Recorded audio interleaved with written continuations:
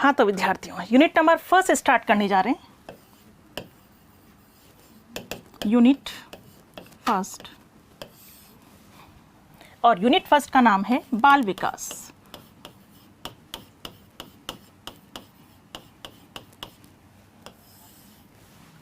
English में क्या कहते हैं? Child development.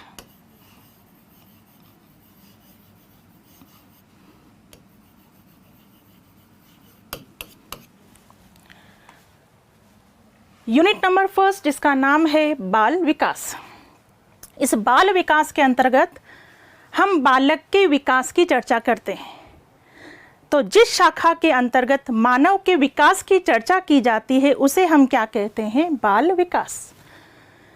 क्या आप मुझे बता सकते हैं कि बाल विकास के अंतर्गत कहाँ से कहाँ तक की अवस्थाओं का अध्ययन किया जाता है? बाल विकास के अंतर्गत गर्भावस्था से, कौन सी अवस्था से? गर्भावस्था। गर्भावस्था कह दो, जन्म पूर्व अवस्था कह दो, प्रसव पूर्व अवस्था कह दो, एक ही बात है। तो गर्भावस्था से किशोरावस्था, कौन सी अवस्था? किशोरावस्था। किशोरावस्था कह दो या परिपक्वावस्था तक का अध्ययन किया जाता है कौन सी शाखा के अंतर्गत? बाल विकास। और ऐसा ही कहना है किसका? बर्क का। बर्क ने सर्वप्रथम बाल विकास को भली भांति परिभाषित किया है। बिल्कुल बर्क का भी यही कहना है कि बाल विकास मनोविज्ञान की वह शाखा है जिसके अंतर्गत गर्भावस्था से किशोरावस्था तक का अध्ययन किया जाता है। क्लियर? तो प्रश्न कई बार पूछा जा चुका है, बाल विकास के अंतर्गत कहाँ से कहाँ तक की अवस्थाओं का अध्ययन किया जाता है? गर्भावस्था से किशोरावस्था। क्लियर? अब बाल विकास कुल मिलाकर हम पढ़ने जा रहे हैं विकास। विकास क्या होता है? विकास किसे कहते हैं? विकास में कौन कौन से पक्ष शामिल होते हैं? इन सब की चर्चा करने से पहले थोड़ी सी हम बात करेंगे बाल विकास के इतिहास की। हम किसकी बात करने जा रहे हैं? बाल विकास का इतिहास। इतिहास की मैं आपसे बात करूंगी और इतिहास की चर्चा में मैं आपसे 18वीं शताब्दी की बात करूंगी, 19वीं शताब्दी की बात करूंगी और फिर 20वीं शताब्दी की बात करूंगी। ठीक है, तो ध्यान से सुनिएगा। सर्वप्रथम मैं बात कर रही हूँ कौन सी शताब्दी की? 18वीं शताब्दी। तो सर्वप्रथम 18वीं शताब्दी में पेस्थोलॉजी के द्वारा, किसके द्वारा? पेस्थोलॉजी। पेस्थोलॉजी के द्वारा बाल विकास का वैज्ञानिक विवरण प्रस्तुत किया गया। बाल विकास का वैज्ञानिक विवरण किसने प्रस्तुत किया? पेस्थोलॉजी ने। 19वीं शताब्दी में अमेरिका में बाल अध्ययन आंदोलन की शुरुआत हुई जिसके जन्मदाता कौन थे? Stanley hall. जन्मदाता कौन थे? Stanley hall. बाल अध्ययन आंदोलन के जन्मदाता। कौन सा आंदोलन? बाल अध्ययन आंदोलन। बाल अध्ययन आंदोलन के जन्मदाता कौन थे? Stanley hall. तो वापस सुनिए, 19वीं शताब्दी में अमेरिका में बाल अध्ययन आंदोलन की शुरुआत हुई और इसके जन्मदाता कौन थे? Stanley hall. स्टैनली हॉल ने बालकों के लिए सर्वप्रथम प्रश्नावली का निर्माण किया। ध्यान से सुनिए, अगर क्वेश्चन आ जाए सर्वप्रथम प्रश्नावली का निर्माण किसने किया तो आंसर आएगा वुडवर्थ। आंसर क्या आएगा? वुडवर्थ। लेकिन प्रश्न आ जाए कि सर्वप्रथम बालकों के लिए प्रश्नावली का निर्माण या सर्वप्रथम बाल मनोविज्ञान में प्रश्नावली का निर्माण किसने किया तो आंसर आएगा स्टैनली हॉल। क्लियर? वापस सुन लो, सर्वप्रथम प्रश्नावली का निर्माण किसने किया? वुडवर्थ। सर्वप्रथम बालकों के लिए प्रश्नावली का निर्माण किसने किया? Stanley hall. इसके अलावा स्टैनली हॉल ने अमेरिका में चाइल्ड स्टडी सोसाइटी व चाइल्ड वेलफेयर ऑर्गेनाइजेशन जैसी संस्थाओं की स्थापना की। किसने? Stanley hall.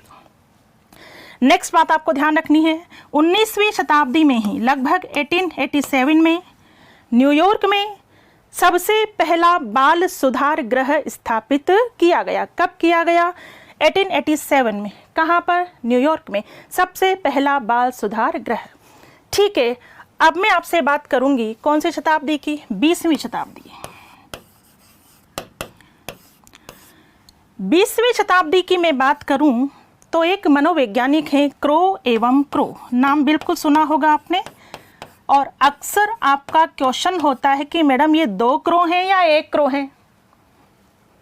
तो बच्चों ये 2 क्रो हैं। एक क्रो का नाम था लीस्टर क्रो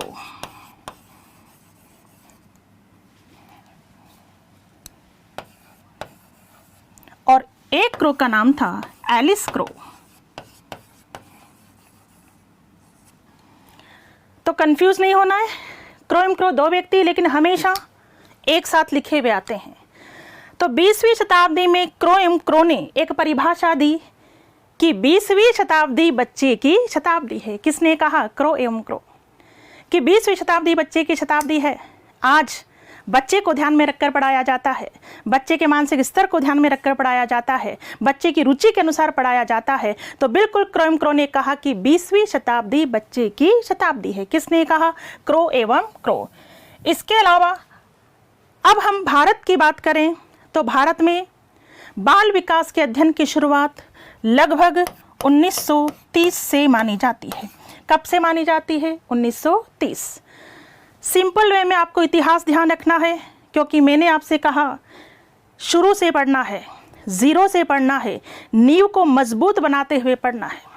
मनोविज्ञान में यदि आप बीच में से ही कोई टॉपिक उठाकर पढ़ोगे कभी समझ में नहीं आएगा। मनोविज्ञान को अच्छे से समझना है तो जीरो से शुरुआत करनी पड़ेगी। हर एक लेक्चर को ध्यान से सुनना पड़ेगा। 2 मिनट का भी आप मिस कर देते हैं तो आगे का समझ में नहीं आएगा, बस इतना आप ध्यान रखें। तो जीरो से शुरुआत करनी है। तो बाल विकास के इतिहास को हमने जाना 18वीं शताब्दी, 19वीं शताब्दी और 20वीं शताब्दी। इसे हम एक बार फिर देखते हैं। चाइल्ड डेवलपमेंट, बाल विकास के अंतर्गत गर्भावस्था से किशोरावस्था या कह दो परिपक्वावस्था तक का अध्ययन किया जाता है। और ऐसा ही कहना है किसका? बर्क का। तो बाल विकास में कहाँ से कहाँ तक की अवस्थाओं का अध्ययन होता है? गर्भावस्था से किशोरावस्था। क्लियर? इतिहास की जानकारी यदि हम लें तो 18वीं शताब्दी में, कौन सी शताब्दी? 18वीं शताब्दी में पैथोलॉजी के द्वारा बाल विकास का वैज्ञानिक विवरण प्रस्तुत किया गया। पैथोलॉजी ने अपने ही 3.5 वर्षीय पुत्र पर अध्ययन किया और क्या तैयार की? Baby biography. ये बात हुई कौन सी शताब्दी की? 18वीं शताब्दी की। 18वीं शताब्दी में इतना ही ध्यान रखना है, पैथोलॉजी ने बाल विकास का वैज्ञानिक विवरण प्रस्तुत किया। इन्होंने अपने ही 3.5 वर्षीय पुत्र पर अध्ययन किया और एक बेबी बायोग्राफी तैयार की। क्लियर? अब आ जाइए कौन सी शताब्दी पर? 19वीं शताब्दी। 19वीं शताब्दी की अब हम बात करेंगे, देखिएगा इधर। ठीक है, 19वीं शताब्दी। 19वीं शताब्दी में किसने? Stanley hall. 19वीं शताब्दी में स्टैनली हॉल ने अमेरिका में बाल अध्ययन आंदोलन की शुरुआत की। तो बाल अध्ययन आंदोलन के जनक कौन है? Stanley hall. जन्मदाता कौन है? Stanley hall. स्टैनली हॉल ने बाल मनोविज्ञान के लिए किसका निर्माण किया? प्रश्नावली का। स्टैनली हॉल ने अमेरिका में चाइल्ड स्टडी सोसाइटी व चाइल्ड वेलफेयर ऑर्गेनाइजेशन जैसी संस्थाओं की स्थापना की। स्टैनली हॉल ने बाल विकास की सभी अवस्थाओं का क्रमबद्ध अध्ययन किया, इसीलिए स्टैनली हॉल को बाल मनोविज्ञान का जनक माना जाता है। तो बाल मनोविज्ञान के जनक भी कौन है? Stanley hall.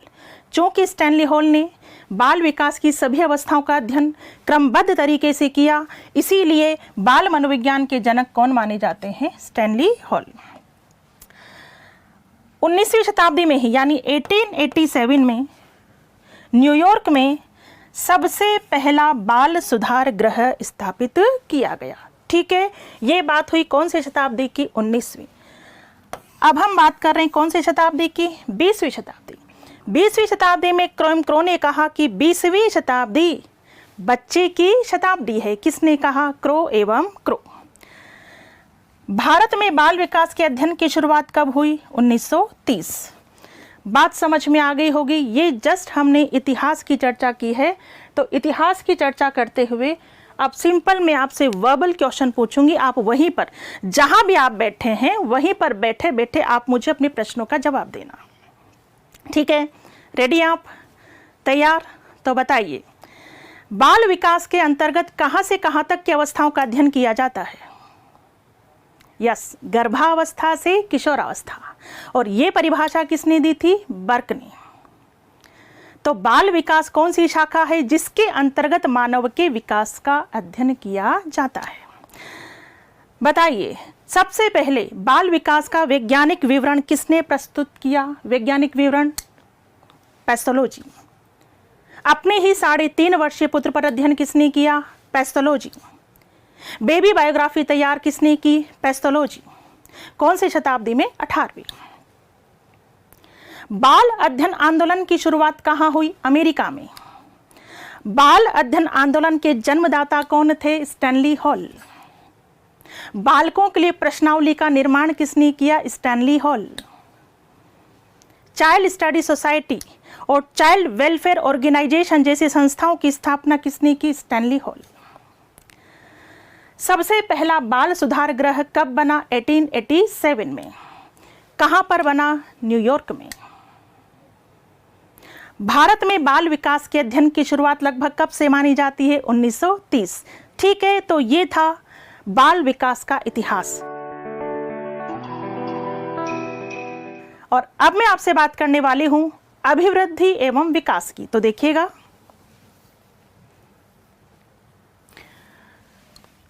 अभिवृद्धि एवं विकास।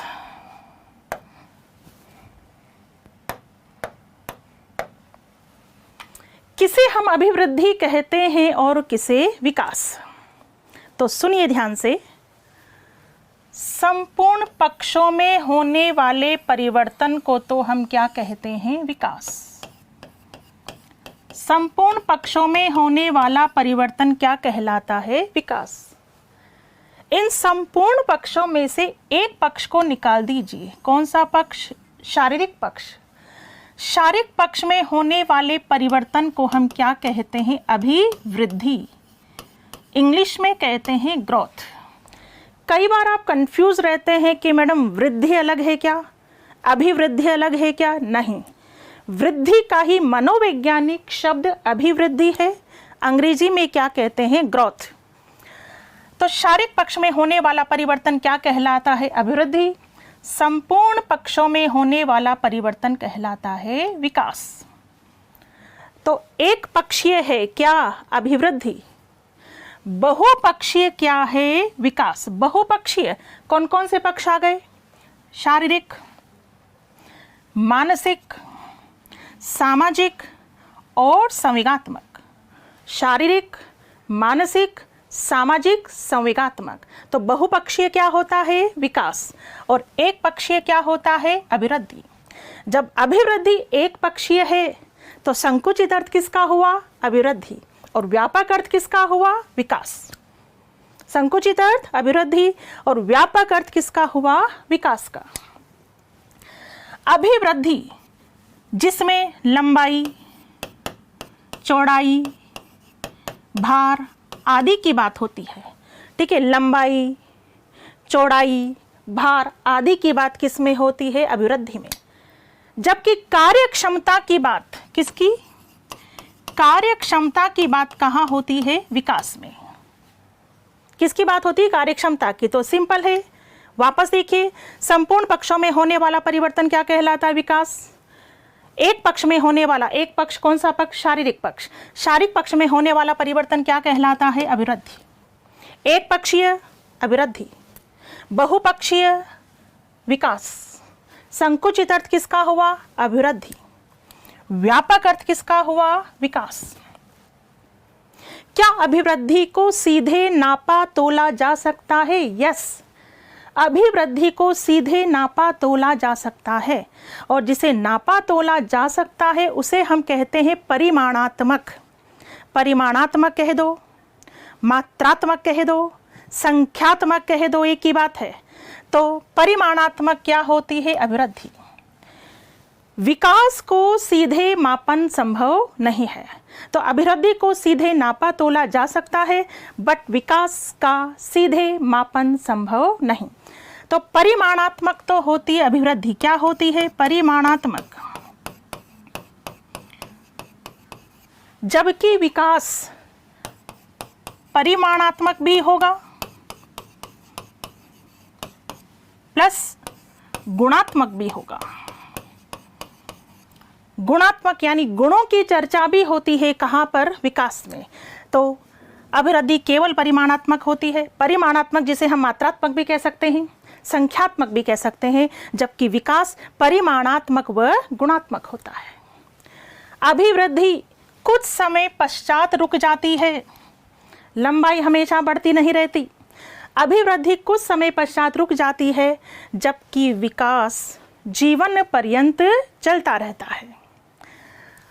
अभिवृद्धि के अंतर्गत विकास सम्मिलित नहीं होता, जबकि विकास के अंतर्गत अभिवृद्धि सम्मिलित होती है।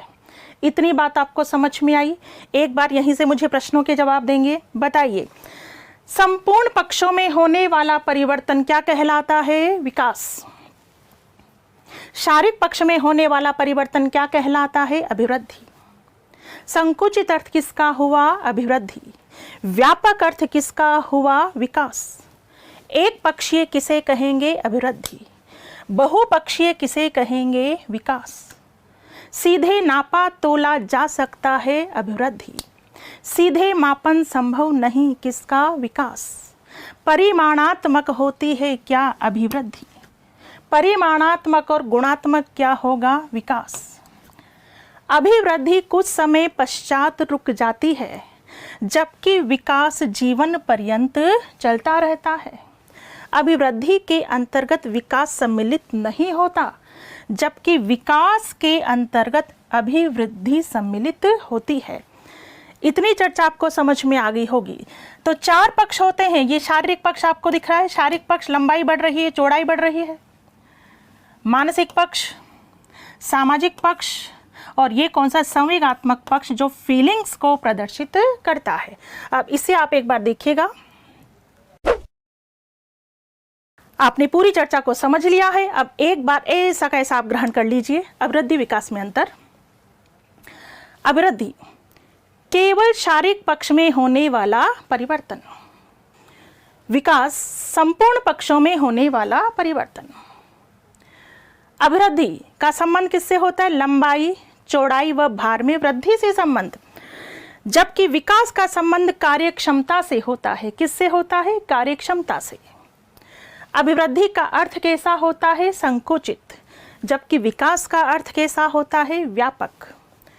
अभिवृद्धि एक पक्षीय होती है, जबकि विकास बहुपक्षीय होता है। अभिवृद्धि का स्वरूप बाह्य होता है, जबकि विकास का स्वरूप बाह्य व आंतरिक होता है। अभिवृद्धि कुछ समय पश्चात रुक जाती है, जबकि विकास जीवन पर्यंत चलता रहता है। अभिवृद्धि का संबंध केवल आकार बढ़ने से होता है। लंबाई बढ़ रही, केवल आकार बढ़ने से होता है। विकास का संबंध संपूर्ण परिवर्तनों से होता है। अभिवृद्धि को सीधे नापा तोला जा सकता है, जबकि विकास का सीधे मापन संभव नहीं है। अभिवृद्धि परिमाणात्मक, परिमाणात्मक कह दो, मात्रात्मक कह दो या संख्यात्मक होती है। नापा तोला जा सकता है परिमाणात्मक, मात्रात्मक या संख्यात्मक, जबकि विकास परिमाणात्मक व गुणात्मक होता है। अभिवृद्धि में विकास निहित नहीं होता, जबकि विकास में अभिवृद्धि निहित होती है। इतनी बात क्लियर हो गई होगी आपको। अब सुनिए आप मेरी चर्चा। कई कवियों ने इस मानव विकास की तुलना एक पुष्प से की है कि जितना छोटा फूल का जीवन होता है, उतना ही छोटा इंसानी जीवन होता है। पता नहीं क्यों आप में से कईयों को ये जीवन लगता है पहाड़ जैसा। पहाड़ जैसा नहीं है, फूल जैसा जीवन है। जीना चाहोगे ना, तब दिन नहीं बचेंगे जीने के लिए। अरे ये जिंदगी के दिन रेत की तरह यूं निकलते जाते हैं और निकले हुए दिन लाख बुलाने पर भी वापस लौट कर नहीं आते। इसीलिए तो कहती हूँ, जी लो, हंसने का मौका मिले हंसा करो, मुस्कुराया करो, खिलखिलाया करो। छोटा सा जीवन में, इसमें कोई डाउट नहीं है। तो जिन कवियों ने मानव जीवन की तुलना एक पुष्प से की है, बहुत अच्छी तुलना की है। कैसे, देखिएगा। फूल, सबसे पहले एक छोटी सी कली होती है। ये छोटी सी कली कौन सी अवस्था है? शैशवावस्था। अब ये कली थोड़ी बड़ी हो गई, ये कौन सी अवस्था है? बाल्यावस्था। अब ये फूल खिल गया, ये कौन सी अवस्था है? किशोरावस्था। कौन सी अवस्था? किशोरावस्था। अब क्या ये फूल खिला ही रहता है? नहीं, ये फूल धीरे धीरे मुरझाता है, मुरझाता है, मुरझाता है और अंत में खत्म हो जाता है। बात समझ में आई होगी। फूल खिला ही नहीं रहता, यानी किशोरावस्था बरकरार नहीं रहेगी हमेशा। इसलिए गुमान मत करना किशोरावस्था का। अरे दिन निकलेंगे, महीने निकलेंगे, साल निकलेंगे, उम्र भी निकलती चली जाएगी। धीरे धीरे उम्र निकलती चली जाएगी, झुर्रियाँ पड़ जाएगी, स्किन ढीली हो जाएगी, कमर झुक जाएगी, लाठी हाथ में आ जाएगी। वृद्धावस्था, वृद्धावस्था वो अवस्था जब कोई भी पास बैठना पसंद नहीं करता, तो आखिरकार वो वृद्ध व्यक्ति खुद ही संसार को छोड़कर चला जाता है। तो बच्चों, पुष्प के जीवन में दो प्रकार के परिवर्तन हुए, एक तो ये और एक ये। बात समझ में आ गई होगी आपको। ये परिवर्तन व्यक्ति को किस ओर ले जाते हैं? किशोरावस्था। और ये परिवर्तन व्यक्ति को किस ओर ले जाते हैं? वृद्धावस्था। तो याद रखना, जो परिवर्तन व्यक्ति को किशोरावस्था की ओर ले जाते हैं कहलाते हैं रचनात्मक परिवर्तन। कौन से परिवर्तन? रचनात्मक। जो परिवर्तन व्यक्ति को किशोरावस्था की ओर ले जाते हैं कहलाते हैं कौन से परिवर्तन? रचनात्मक परिवर्तन, किशोरावस्था की ओर। और जो परिवर्तन व्यक्ति को वृद्धावस्था की ओर ले जाते हैं कहलाते हैं कौन से परिवर्तन? विनाशात्मक परिवर्तन। जो रचनात्मक परिवर्तन होते हैं, जो रचनात्मक परिवर्तन होते हैं वे विवृद्धि सूचक होते हैं। वृद्धि बोल दो या विवृद्धि, बात एक ही है। तो जो रचनात्मक परिवर्तन होते हैं वे विवृद्धि सूचक होते हैं और विनाशात्मक परिवर्तन हास सूचक होते हैं। हास यानी क्षति। तो मैं बात करूं कि बताइए, अभिवृद्धि में कौन से परिवर्तन होंगे? रचनात्मक। जबकि विकास में रचनात्मक व विनाशात्मक दोनों। अभिवृद्धि के परिवर्तन विवृद्धि सूचक, जबकि विकास के परिवर्तन विवृद्धि व हास सूचक। इतनी बात आपको समझ में आ गई होगी। तो बताइए, रचनात्मक परिवर्तन व्यक्ति को किस ओर ले जाते हैं? किशोरावस्था। और विनाशात्मक परिवर्तन व्यक्ति को किस ओर ले जाते हैं? वृद्धावस्था। तो अभिवृद्धि किसे कहेंगे और विकास किसे कहेंगे? मुझे लगता है ये बात आपको बहुत अच्छे से क्लियर हो गई होगी। तो एक बार वर्बल तरीके से मेरे प्रश्नों का जवाब देते चले जाएं। बताइए, संपूर्ण पक्ष में होने वाला परिवर्तन क्या कहलाता है? यस, फास्ट, जल्दी, विकास। शारीरिक पक्ष में होने वाला परिवर्तन क्या कहलाता है? अभिवृद्धि। एक पक्षीय, अभिवृद्धि। बहुपक्षीय, विकास। संकुचित अर्थ, अभिवृद्धि। व्यापक अर्थ, विकास। बाह्य स्वरूप, अभिवृद्धि। बाह्य व आंतरिक स्वरूप, विकास। सीधे नापा तोला जा सकता है, अभिवृद्धि।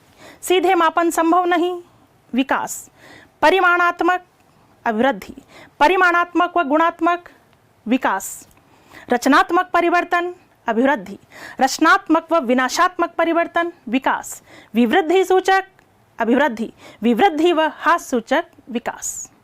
इतनी चर्चा क्लियर है? इतनी चर्चा पर से एग्जाम में ढेरों प्रश्न पूछे जा चुके हैं। नहीं है विश्वास आपको? ठीक है, अभी बता देती हूं मैं कि किस किस तरह से एग्जाम्स में यहां से प्रश्न पूछे गए हैं। हर एक वार्ता इंपॉर्टेंट होती है मनोविज्ञान में। हर एक वार्ता से संबंधित प्रश्न उठकर आते हैं। तो अभी मैं आपको बताती हूं कि मात्र इतनी सी बात पर कितने सारे क्वेश्चंस एग्जाम में पूछे जा चुके हैं। तो देखिए, हम चलते हैं क्वेश्चंस की ओर। पहला क्वेश्चन है, मानव विकास को क्षेत्रों में विभाजित किया जाता है। यानी मानव विकास को कौन कौन से क्षेत्रों में विभाजित किया जाता है। और ये क्वेश्चन पूछा गया था सीटेट 2012 में। तो कौन कौन से क्षेत्र होते हैं मानव विकास के, देखिएगा इधर, शारीरिक, संज्ञानात्मक, संवेगात्मक और सामाजिक। जैसा कि अभी हमने चर्चा की थी, मैंने 4 पक्ष आपको बताए थे, शारीरिक, मानसिक, याद रखना मानसिक कह दो या संज्ञानात्मक, संज्ञानात्मक को ही हम और क्या कहते हैं, मानसिक।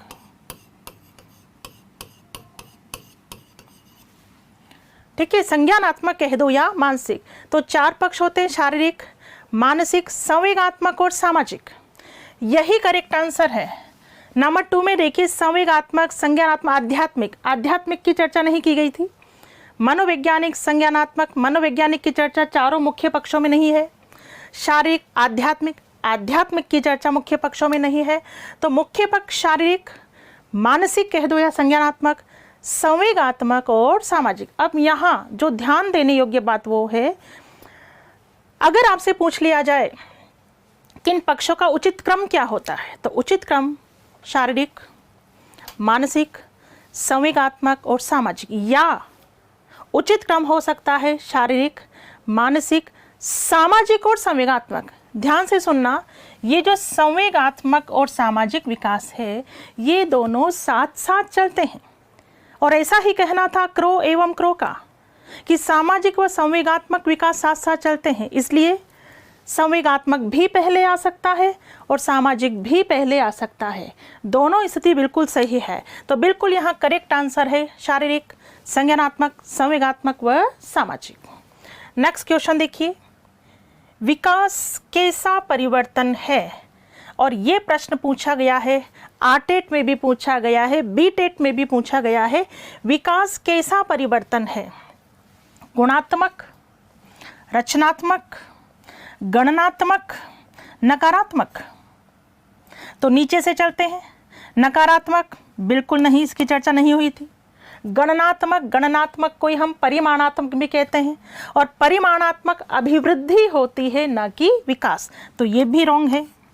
रचनात्मक, रचनात्मक होती है अभिवृद्धि, विकास तो रचनात्मक व विनाशात्मक दोनों होता है, तो ये भी गलत है। यहाँ करेक्ट आंसर क्या है, गुणात्मक। विकास कैसा परिवर्तन है, गुणात्मक। नेक्स्ट क्वेश्चन, विकास शुरू होता है। ये प्रश्न आरटेट 2012 में पूछा जा चुका है, सीटेट 2012 में पूछा जा चुका है, 2014 में पूछा जा चुका है, और भी अन्य जगह पूछा जा चुका है ये प्रश्न कि विकास शुरू होता है उत्तर बाल्यावस्था से, प्रसव पूर्वावस्था से, शेष अवस्था से या पूर्व बाल्यावस्था से। तो विकास शुरू होता है, बताया था आपको, गर्भावस्था से, और गर्भावस्था को ही हम क्या कहते हैं, प्रसव पूर्व अवस्था। क्लियर। तो ये 3 क्वेश्चन हुए। आगे चलते हैं नेक्स्ट क्वेश्चन की ओर। Question number 4। क्वेश्चन नंबर 4 को देखिएगा। क्वेश्चन नंबर 4 है, बालक का विकास, बालक का विकास परिणाम है, बालक का विकास परिणाम है। और ये क्वेश्चन आरटेट 2011 में पूछा जा चुका है, 2013 में पूछा जा चुका है। इसके अलावा सेकंड ग्रेड, फर्स्ट ग्रेड में भी ये क्वेश्चन पूछा जा चुका है कि बालक का विकास परिणाम है। तो बिल्कुल बालक का विकास वंशानुक्रम व वातावरण दोनों का परिणाम है। और हम आगे वंशानुक्रम और वातावरण की डिटेल चर्चा करते हैं, क्योंकि जो दोनों कारक हैं, कौन कौन से कारक, वंशानुक्रम और वातावरण, ये दोनों कारक बहुत अहम भूमिका निभाते हैं। प्रश्न आ जाए, विकास को प्रभावित करने वाले प्रमुख कारक वंशानुक्रम और वातावरण, बुद्धि को प्रभावित करने वाले कारक वंशानुक्रम और वातावरण, व्यक्तित्व को प्रभावित करने वाले कारक वंशानुक्रम और वातावरण, व्यक्तिगत विभिन्नता को प्रभावित करने वाले कारक वंशानुक्रम और वातावरण। इसलिए हमें इन दोनों कारकों की डिटेल्ड स्टडी करनी होती है, जो हम आगे करेंगे। तो यहाँ करेक्ट आंसर है वंशानुक्रम व वातावरण की अंतःक्रिया। क्वेश्चन नंबर 5, वृद्धि एवं विकास में क्या संबंध है। और ये प्रश्न पूछा गया है आरटेट 2012 और बीटेट 2012 में। वृद्धि और विकास एक दूसरे के विरोधी, बिल्कुल नहीं। एक दूसरे के समान है? नहीं, क्योंकि वृद्धि अलग है, वृद्धि केवल एक पक्षीय है जबकि विकास तो बहुपक्षीय है। एक दूसरे के पूरक के, बिल्कुल सही, वृद्धि और विकास एक दूसरे के क्या है? पूरक हैं।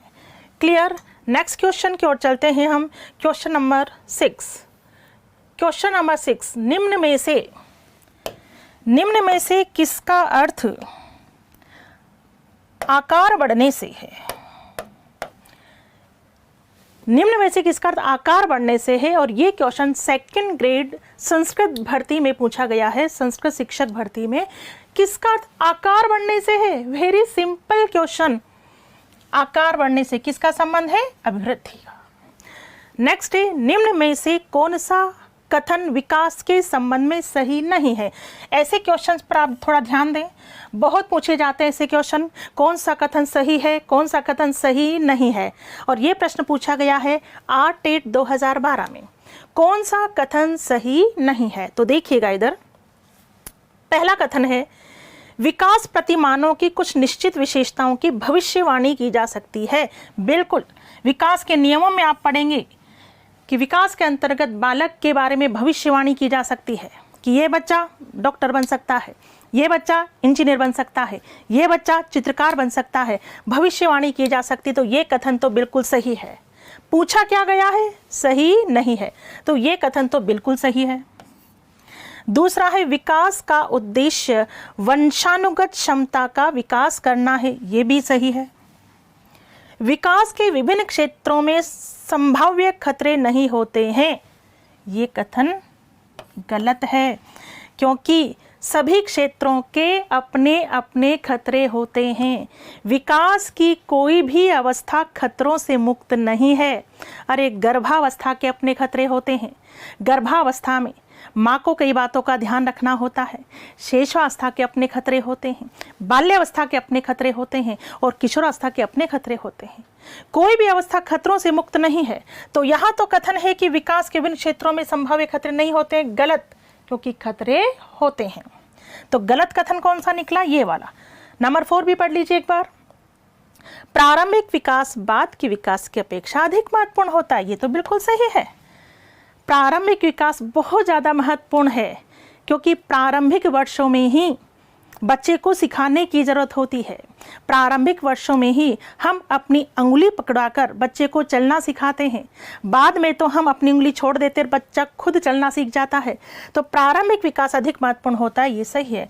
तो प्रश्न था कौन सा सही नहीं है? तो सही कौन सा नहीं है? नंबर 3, कि विकास के विभिन्न क्षेत्रों में संभाव्य खतरे नहीं होते।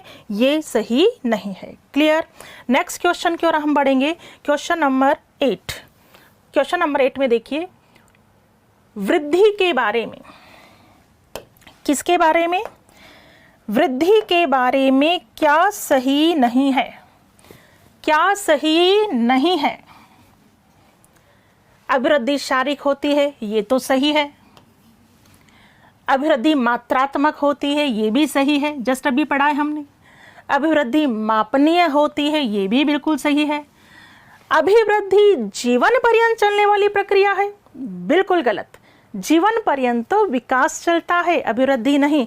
तो ये कथन सही नहीं है, इसलिए आंसर आ जाएगा नंबर 4 कि अभिवृद्धि जीवन पर्यंत चलने वाली प्रक्रिया है। ये सही नहीं है।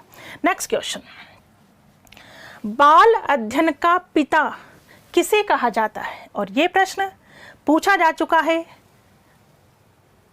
ग्रेड 3 में 2013 में। बाल अध्ययन का पिता, अभी हमने पढ़ा था कि अमेरिका में बाल अध्ययन आंदोलन की शुरुआत हुई थी। जन्मदाता कौन थे? Stanley hall. ठीक है, जन्मदाता कौन? Stanley hall. बाल मनोविज्ञान का पिता भी किसे माना जाता है? Stanley hall. और बाल अध्ययन का पिता भी किसे कहा गया है? Stanley hall. क्वेश्चन नंबर 10, बाल विकास का सही क्रम है। और यह प्रश्न बना है ग्रेड 3 2012 में।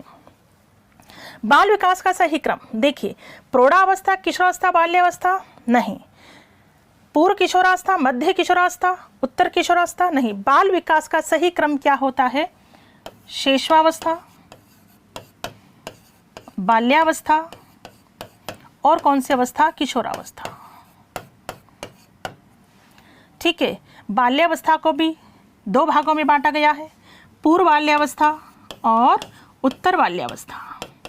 इसी तरह किशोरावस्था को भी 2 भागों में बांटा है, पूर्व किशोरावस्था और उत्तर किशोरावस्था। ठीक है, तो देखिए यहाँ प्रौढ़ावस्था पहले आएगी, गलत। पूर्व किशोरावस्था मध्य किशोरावस्था नहीं होती भाई, ये मध्य किशोरावस्था होती नहीं है, पूर्व के बाद उत्तर किशोरावस्था होती, इसलिए ये कथन भी सही नहीं है।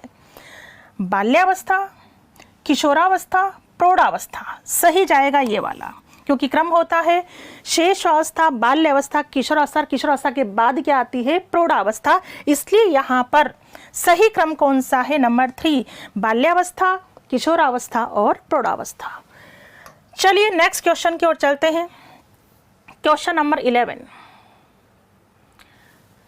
20वीं शताब्दी को बालक की शताब्दी किसने कहा?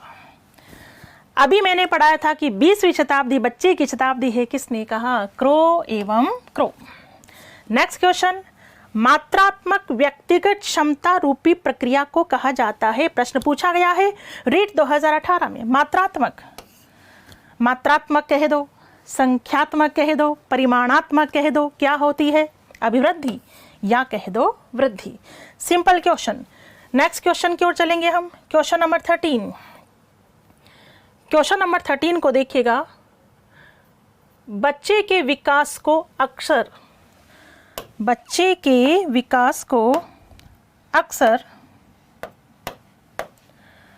शारीरिक, संज्ञानात्मक, संवेगात्मक, या कह दो भावात्मक और सामाजिक जैसे क्षेत्रों में विभाजित किया जाता है। बिल्कुल, विकास को कितने क्षेत्रों में विभाजित किया जाता है? 4।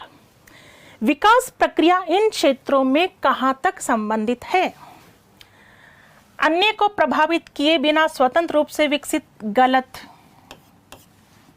चारों पक्ष एक दूसरे को प्रभावित करते हैं, चारों पक्ष एकीकृत होते हैं, एक दूसरे को प्रभावित करते हैं, चारों में परस्पर संबंध होता है, एक एकीकृत और समग्र प्रकार में विकसित, बिल्कुल सही। आंशिक रूप से विकसित, गलत है। बेतरतीब ढंग से विकसित, गलत है। करेक्ट आंसर एक ही दिख रहा है, विदाउट एनी कंफ्यूजन। एकीकृत और समग्र प्रकार से विकसित होते हैं चारों पक्ष।